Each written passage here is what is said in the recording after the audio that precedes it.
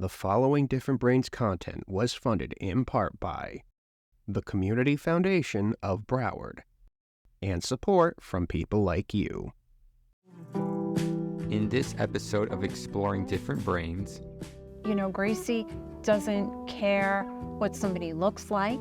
She doesn't care how well they speak, if they speak to her at all, if they speak clearly. All she cares about communicating is that somebody's touching her, interacting with her, and being positive.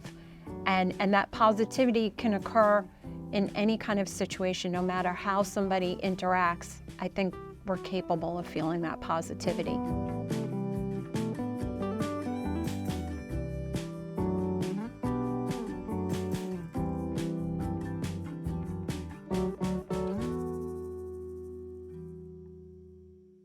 Hi everyone, welcome to Exploring Different Brains. I'm Dr. Hackey Reitman, and today we're excited to have some special guests here. We have Gracie is the star from Canine Assisted Therapy, and here also we might mention we have Courtney Trzcinski, Laura Rogers, here in supporting roles of the star, Gracie. They're going to tell us all about Animal Assisted Therapy, and the name of their organization is Canine Assisted Therapy. Let's introduce yourselves. You go first. Well, hi, my name's Laura, and I've been a volunteer with Canine Assisted Therapy for a little over 5 years now with my dog Gracie, and I will introduce her. She is a Labrador Retriever, and she is 7 years old. Great. I don't know how to follow that. My name is Courtney, and I am the Director of Development and Outreach at Canine Assisted Therapy, and I've been with the organization for 11 years. Tell our audience, what does Canine Assisted Therapy do? We provide animal-assisted therapy and animal-assisted activities to the South Florida community, from Palm Beach County through Broward and down into Miami-Dade County. And we send a therapy dog to a hospital or a nursing home, whoever is requesting our services. They would get a team, and a team is the handler and the dog, to go and provide pet therapy. Okay, so Laura, a nursing home facility or a facility requests you come over there with Gracie. So you go into the hospital or assisted living facility where you go. Tell us what happens. Well, it's magic. Gracie and I have been doing this for a long time, so Gracie really knows her job, and at this point we're kind of a well-practiced team. But we're able to go in, and how we interact with people is very different based on the facilities that we go to, the abilities and status of people who we visit. If we were going to a nursing home, we might visit in a community area that would have several people around. That may be people who are more mobile or in social. Other times we might travel and go to different rooms. Most commonly, Gracie and I go to a local hospital, and we visit staff, we visit patients, we visit in the waiting room. And the best part of every visit is when you walk into a room and maybe somebody's sad or feeling lonely, and then they see Gracie, and just the complete transformation on their face, just completely changing the moment for them and making them happy. It's wonderful. That's great. You speak about the different populations you go to visit. In your experience, which populations benefit the most, would you say, from therapy animals? That's a hard question, yes, because everyone benefits, but who, I would say trauma survivors. We had dogs at Marjorie Stoneman Douglas High School in Parkland after the shooting in 2018. And the students told us the only reason they came back and walked onto that campus was because they knew the therapy dogs would be waiting for them. So we had sent about 40 dogs that were there on that first day, and it was just a line of dogs, and that got them to come finally back to the school. So I think maybe a trauma, someone who's been through something that serious would get the most out of it.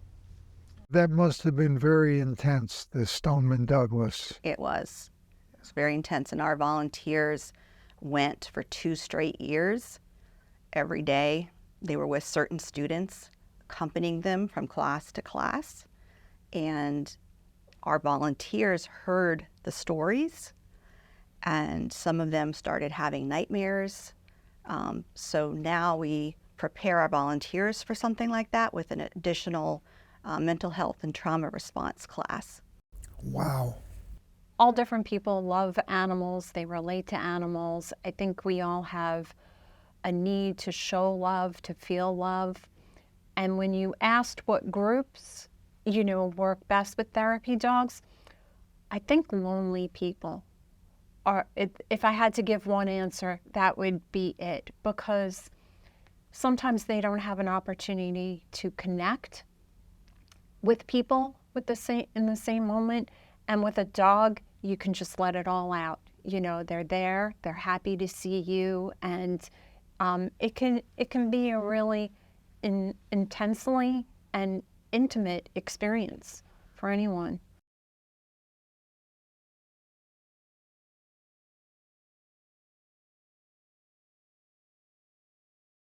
Autistic traits, and I have trouble socializing, then this would be great for me. Yes, the therapy dog actually acts as a bridge to help people communicate, to calm people down. Any kind of situation, it's helping with behavior in elementary schools. They're even helping children read now. They listen to the book that the child reads. But they have proven that a therapy dog can help not only physical health, like blood pressure coming down, cortisol levels, all of that, but they also help mentally, change your mood, change the way that you treat animals because you've had such a great interaction with a therapy dog. You think differently about dogs after that. Talk a little bit about the difference between a therapy dog, such as Gracie, versus a service animal. There is quite a big difference. A service animal has been specifically trained to do a task for one individual. So seeing eye dog, a hearing dog, mobility dog to help pick up keys if you drop them. And that service dog should never be pet unless the owner gives permission. Never ever pet a service dog because they're actually working. Same with police dogs and bomb sniffing dogs. They're all at work. And a therapy dog is the opposite. They are to be pet and they are to help multiple people, not just one. That's their job. Mm-hmm. Best job ever, just to make people happy. Now, Gracie looks like she's working hard now. So how are therapy dogs trained? Do you want to answer? Sure. Okay. Well, I had hoped to be able to do this with Gracie since she was a puppy. So I got her at a young age, and we started our training, obedience and socialization right from the beginning. She naturally loves people and loves attention, so I didn't have to train that. But you do need a lot of experience in taking a dog out into different environments and interacting with different people and situations, so that we can bring her here and she's calm, she's comfortable. It means exposure to traffic, buses, elevators, walkers, wheelchairs, all different age groups, it's a lot. It's a lot. It took a long time. She was 1.5 years when she started. Wow. She has a calming influence just by her very being. Doesn't she? Yeah, You just look at her and smile. it's true. What makes a dog a good candidate to be a therapy dog? We always say therapy dogs are born, they're not made. So Gracie was born with a great temperament, personality, and a love for people, and a lot of confidence. The therapy dogs that we have must like their job. We want to make sure the dog is enjoying it. Just because the person wants to do it doesn't mean it's a good fit. So the dog has to enjoy it. They have to run up to strangers and be happy to be touched by strangers. Not all dogs like that. Can you elaborate on the actual types and breeds of dogs that you have? Sure. Any dog can potentially be a therapy dog. No, it doesn't matter their breed or their size. We've had little tiny 4-pound Chihuahua all the way up to a 150-pound Leonberger, which was a beautiful big mountain dog. And currently, I would say we have the majority of our dogs are either golden retrievers, Labrador retrievers, or golden doodles, labradoodles. Those dogs tend to have a temperament that lends itself to this kind of work. How do you recruit them? We have made some partnerships with different dog trainers so that they can be on the lookout if they see a dog that they think has potential. They have our brochure and they can and refer them to us if the owner is interested in doing pet therapy. A lot of it is just word of mouth has gotten around because we don't do any official recruiting. Wow. Uh-huh. And you're able to keep a good inventory, so to speak. We have 119 currently certified therapy dogs, and we know all their names. And you're serving basically the 3 counties of South Florida. Yes. Wow. God bless you. What made you both join this wonderful organization? I actually work there, so that's my full-time job. And I heard about a position open and what the cause was, the mission of the organization. And I believe so strongly in it that I wanted to be a part of it. And I've been here 11 years now. You know, I always wanted to be able to do this kind of work. I love animals, and I love sharing my best friend with people. But as a volunteer, this community and this group really has a lot of support for the volunteers and helps to connect us with all different areas in the community. We've had so many wonderful experiences. So I really like the structure that they offer to help me facilitate taking Gracie out. Can you give us some more examples of what Gracie does when she's working? Sometimes I tell people when you're sad, some other people will give you a hug and some people will tell you a joke. Gracie's the therapy dog that tells you a joke. You know, she just brings in happiness. And I also want to speak to a lack of judgment. You know, Gracie doesn't care what somebody looks like. She doesn't care how well they speak, if they speak to her at all, if they speak clearly. All she cares about communicating is that somebody's touching her, interacting with her, and being positive. And that positivity can occur in any kind of situation, no matter how somebody interacts. I think we're capable of feeling that positivity. I mentioned about going to hospitals and interacting with people. Courtney spoke about somebody's mood completely changing. We've been told, wow, I'm no longer in pain anymore. People sometimes, we walk into a room and not just do they smile, but they're so overwhelmed that they cry just from us coming into the room. Wow. Many times when we've interacted in senior homes or in the hospital, which I think for anybody makes a situation even more difficult or scary, especially if it's somebody with Alzheimer's and maybe now doesn't know where they are or what's going on, but somehow they still love dogs. And when they can see Gracie or interact with Gracie, it could take them back to a good memory, a good moment, just can completely change the dynamic of what's going on. We've also had it help.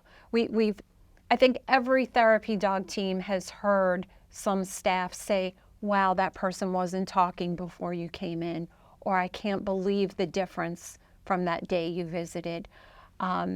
Because we've been doing this so long, she's just happy hearing me talk about her. Because we've been doing this so long, sometimes we go to the hospital and somebody's like, I was hoping I'd see you again, you know, and that's really wonderful that we can sort of change a moment so completely. We've also had the opportunity to visit all different kinds of facilities and residential group homes, deal with people who were blind or deaf or children, and they may not be able to see her, but I recall interacting with a young toddler, and we put his hands on Gracie and just seeing his face light up and the way his hands was able to work through her fur and feel her and have that experience. I think it just connects with people on a very basic level, and it's a privilege to work with her and to work with our organization. It's one of the best things in my life. Wonderful, wonderful. Why are animals such a great tool for therapy?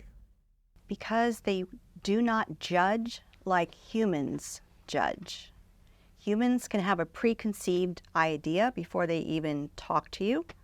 And a dog just loves everybody. Doesn't matter anything about them, they just love them. So they do not judge. Gracie's tail wagging would say she agrees. Would you have anything to add to that?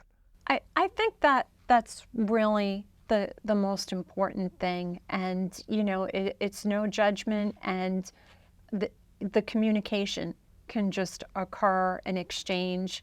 It doesn't have to be verbal. It can be in whatever medium that person wants to communicate. A dog, an animal, is ready to receive it. Well, it's amazing that we humans can't learn that, huh? They want to be judgment-free. Yes. Thanks, Gracie. You're a good girl. You're welcome. What happens if at a facility that you're serving, someone has an anxiety attack while meeting Gracie?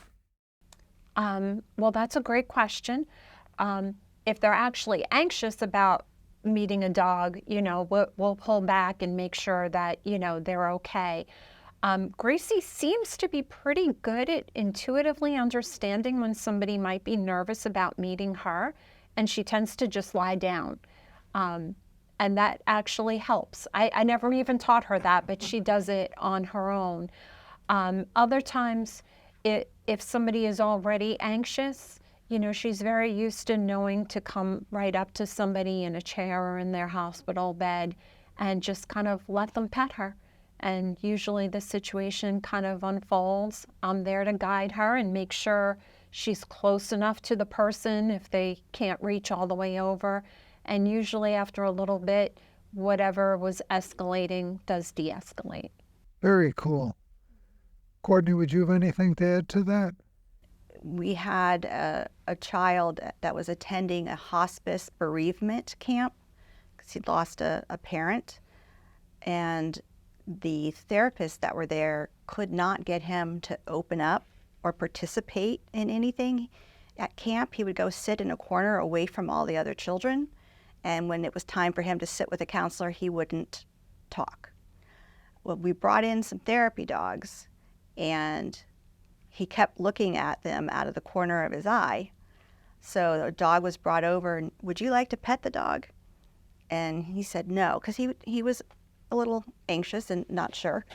And after a while, we saw his hand start to move closer and closer to the dog. And then he started petting the dog. And the look on his face completely changed. He had been very stressed, very anxious, very upset.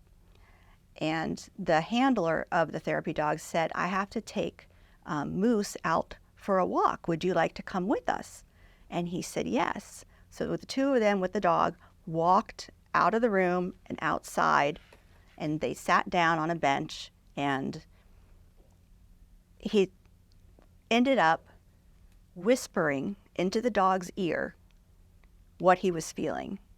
But he didn't want to say it out loud where humans could hear him, but it was okay to say it to the dog. And after a little while, they went back inside, and the dogs had to leave at that point.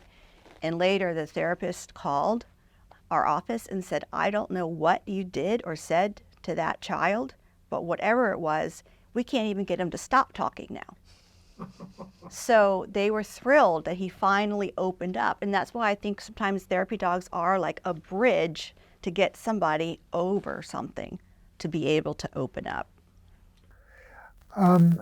If somebody who's watching or hearing this has a family member that they think would benefit from exposure to a therapy dog, what do they do? Do they contact Canine Assisted Therapy? Is it available, or how does that work? At the moment, we do not go into private homes, but we do visit any public facilities. So hospitals and nursing homes, wherever the people may be in those kind of facilities. And we also have opened up our office to different people that needed to spend time with a therapy dog that were not in a facility. And they came to our office, and we had some dogs there for them, and they spent time. So they would just need to contact us. If our audience wants to find out more, what's the best way they can do that to find out more about Canine Assisted Therapy? I would say to start, the best place is to go to our website, and the address is www.catcatdogs.org. Well, Laura Rogers, Courtney Trzcinski, Gracie the Wonder Dog, you told us all about Canine Assisted Therapy, and we thank you for being here. We hope you'll come back. Keep up your great work. Thank you. Thank you so much. We intend to.